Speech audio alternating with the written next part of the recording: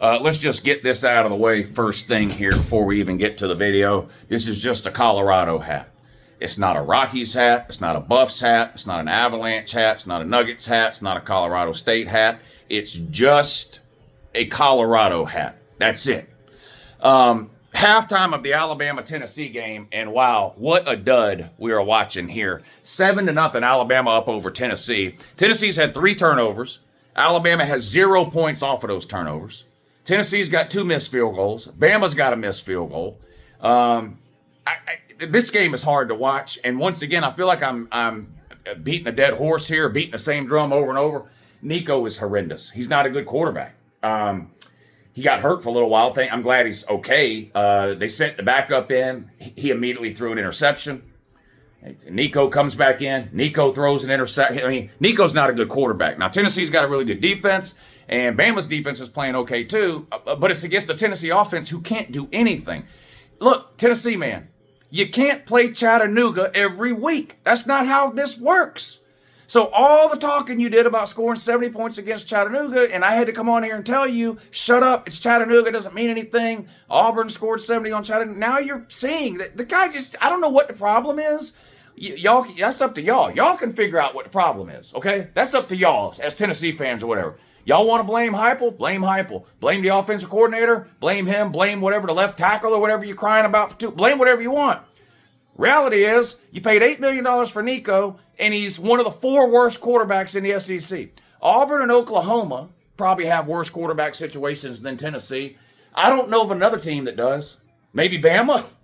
I'm half kidding there. But you have one of the worst quarterback situations in the SEC. It's horrendous. Nico's not any good. I don't know what to tell you. Maybe he'll get good at some point.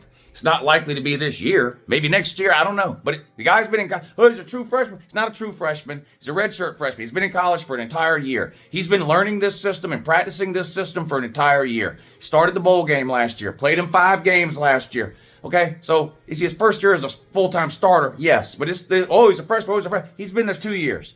He's terrible. It's time to accept that and deal with it. Best you can do, hope he gets better at some point. But right now, you've got no choice but to admit the guy's horrendous at playing the position of quarterback. What else is going on? We'll get back to the Bama game in a minute, maybe. 21-7, Notre Dame up over Georgia Tech. Georgia Tech got out to a 7-0 lead. You know, they're without their quarterback, Haynes King. Notre Dame was favored by about 10. Then it was announced Haynes King wasn't playing. The line went up to 14. I got it at 13.5. So I've got Notre Dame minus 13.5. I just won my bet on the Alabama-Tennessee game. The only bet I made on the Alabama-Tennessee game, I took Alabama -2 first half. Should I make a second half bet? I might. Should I bet the second half of the game? Let me know in the comments. But anyway, so I need Notre Dame to win by more than 13.5. Looks like they're gonna.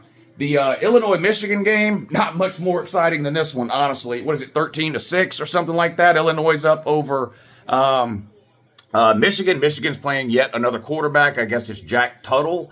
Jack Tuttle this time. Let's check some other scores here. Colorado up 28-7 over Arizona. Time to admit, Colorado's better than we thought they were going to be. Are they winning a national title? No. But they're also not winning 4 games or 5 games or whatever. They're going to win they're at least making a bowl game. It's time probably to just go ahead and admit that. So that's what I'm going to go ahead and do. Kansas winning a game, and for the first time in what seems like forever, they're up 28-14. Kansas, a 1-win team. That's hard to believe. Now they're beating Houston, who's a 2-win team. So I don't know what we're going to do about that or say about that. But point is, they are winning. What else is going on? Southern Cal up 14-7 over Maryland. Baylor. Wow. Speaking of teams that can't win a game, Baylor's up 17-7 over Texas Tech. Texas Tech was 5-1 and undefeated in the Big 12. Coming up on halftime of that game, and the Fighting Dave Arandas have a 10-point lead there. That's a little surprising to me. Texas A&M up 21-10 over Mississippi State, an 11-point lead. 1 minute to go until halftime there. Texas A&M undefeated in the SEC, by the way, currently sitting at 5-1. There you go. There's your score updates. I don't even know why I'm about to do this to myself, but I'm going to actually check the stats for this Alabama-Tennessee game. I'm not a stats guy. I just watch the games and react. But sometimes when you're watching the games, things are either so good or so bad that you can't help but want to check the stats. And that's the situation I find myself in now. Your boy Nico, who you paid $8 million for, Voltard, man, he's 7 of 14.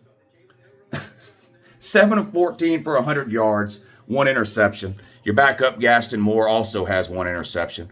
Milroe's not much better. 15 of 27, so barely 50% completion, 142 yards, 1 touchdown. He's also thrown an interception. Dylan Sampson's running the ball okay, over 4 yards a carry, 8 carries for 35 yards. Tennessee's got 44 yards rushing in the first half. Bama's only got 28 yards rushing, and all of it is from Mildew.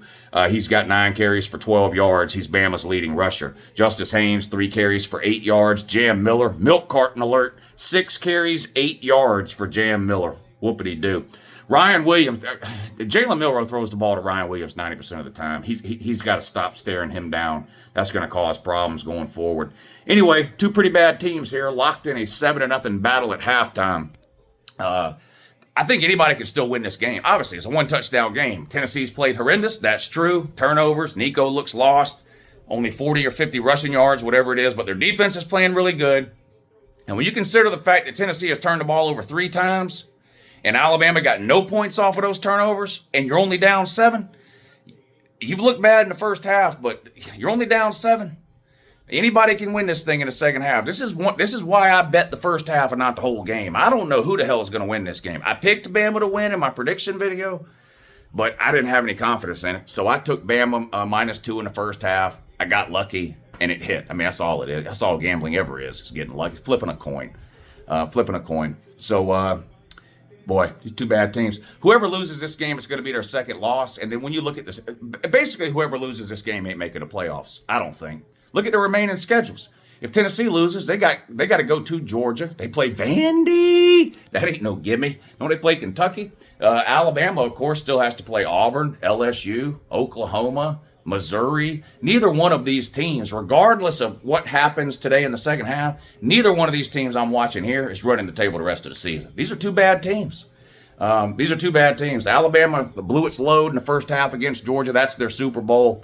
I mean, when your head coach has 0 natties and he's winless all time against Vandy, and I'm talking about Kalen DeBoer, beating Georgia in the regular season in week 3 or whatever the fuck is about the top of the mountain for you. So build a statue or give yourself a plaque or whatever it is that we beat Georgia by 7 way back in September if that makes you feel better. I don't know if it does or not. Georgia's about to beat the fuck out of Texas tonight. How would that make you feel?